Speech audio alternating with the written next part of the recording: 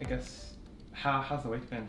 Just get started. It's been an awesome week Really? already. So we're halfway through the week, but it's been really good. So Busy?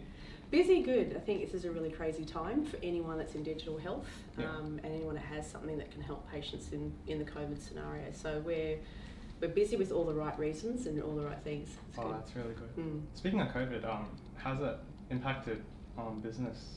So for us, we've got a solution that actually helps patients still continue on with care without needing face-to-face visits with doctors. So for us, we've had an incredible spike in interest in our use of our program. We've had growth in the program.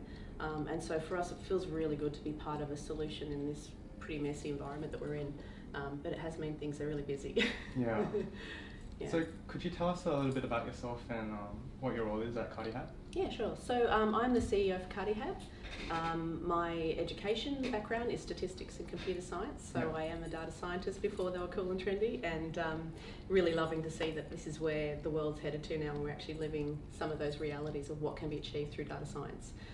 So that was my inspiration back in uni days, and something I've held very close to my heart throughout the course of my career. I've had a long track record in FMCG and mostly health-related commercialisation and market research, and that's within the pharmaceutical biotech sector and digital health as well. So more recently, I'm here at Cardihab as a CEO and really excited about what we can do to bring our innovation to market. Could you tell us a little bit about what you're exactly offering at Cardihab? Sure. To give a bit of context. Sure. So Cardihab is a digital health platform that was originally developed by the concept by the CSIRO.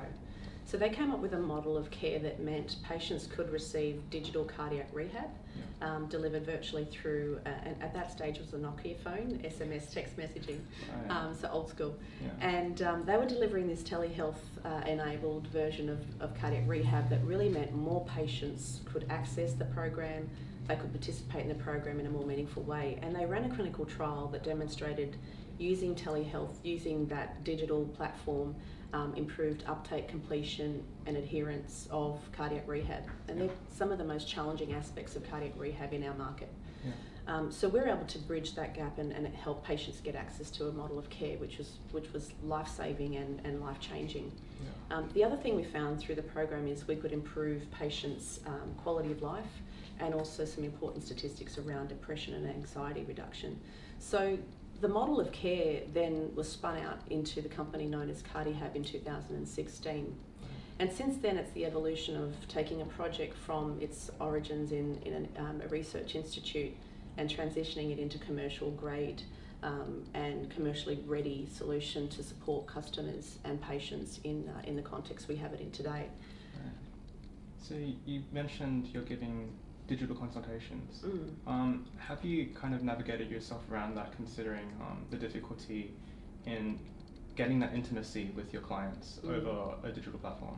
Yeah, it's one of the most challenging things I think around telehealth now. The telehealth platforms with phone and with video conferencing are obviously really well embraced and established now as a standard of care for way patients are cared for. I think the whole sector is still trying to grapple with how do you keep people connected to you when you're virtual versus just looking at you as if you're a camera. And I don't think there's a secret sauce there. It's about individual engagement and how you actually talk to someone and how do you make them feel drawn into you even though you're on the phone or over on the video call. So I think it's about experimentation with each customer group. With our technology, it can be used either through phone call or through a video call. And if the patient's, I guess, uncomfortable using video, don't use video because you're going to distract from the clinical consultation. You won't get that quality conversation going, and just rely on the phone call, which will be fine. But in other instances, you can engage them once they're more comfortable with video, once they're more comfortable seeing themselves on camera. Sometimes that's a bigger barrier than what people assume.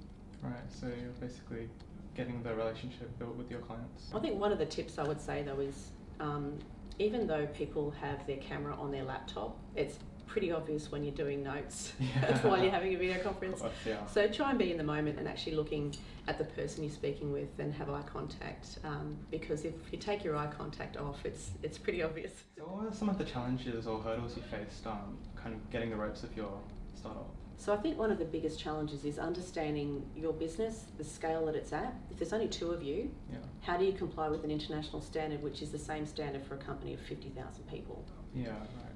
And it's about looking at your organisation and making sure that your product complies with the standard, but it's deliverable with 2 people.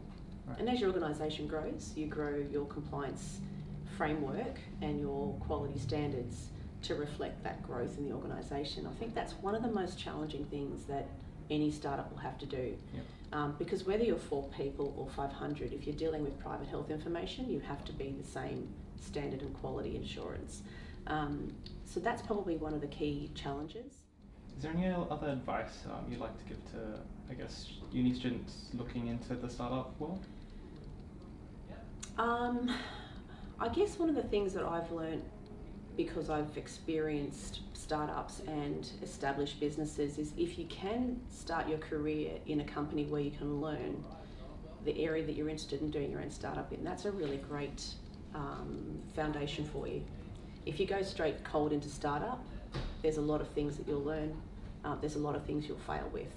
And I think if you want to do it in a more constructive way, learn from an organisation that's successful, or at least something similar that's an environment where you can build your skill sets and get a bit of a foundation of learning in, and then start your startup with some experience behind you.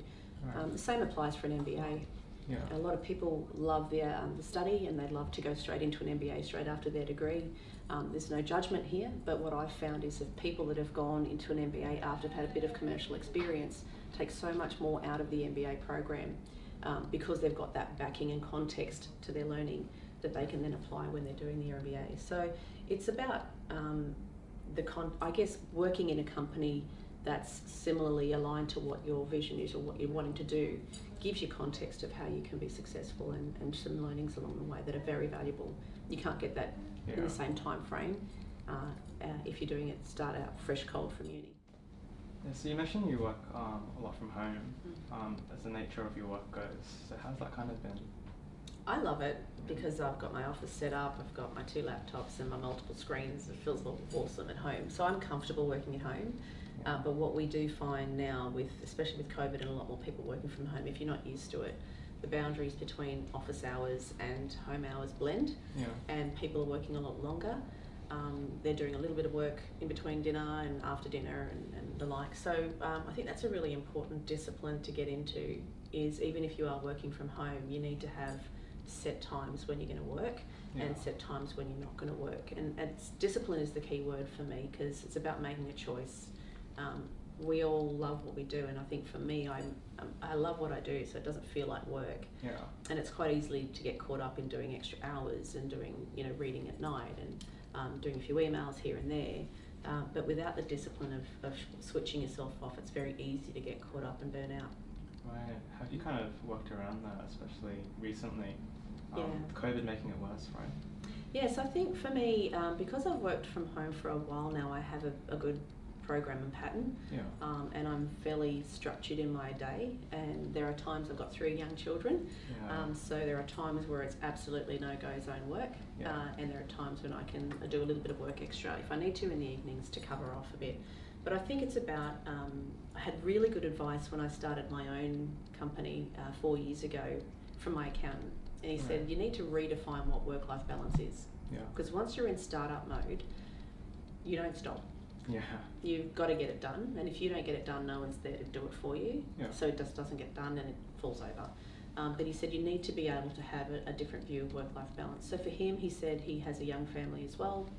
He works his time around his family commitments, but if it means he has to do some extra work at 10 o'clock at night for an hour, he sets that time up and he does his work for 10 o'clock till 11 o'clock, and then they go to bed and away they go. And I think there's no right or wrong approach. If you do a blitz at 5 o'clock in the morning till 8, then you have other commitments and then you come back to it, that's great. But whatever your choice is, know what your choice is and be disciplined around your application, because work-life balance means different things for different people. Right, so if we could focus on a more personal note, how did you kind of, especially as a uni student, find out what you were passionate about and go on to do that? So I studied statistics and computer science, but I didn't realise I fell in love with it till I was at uni.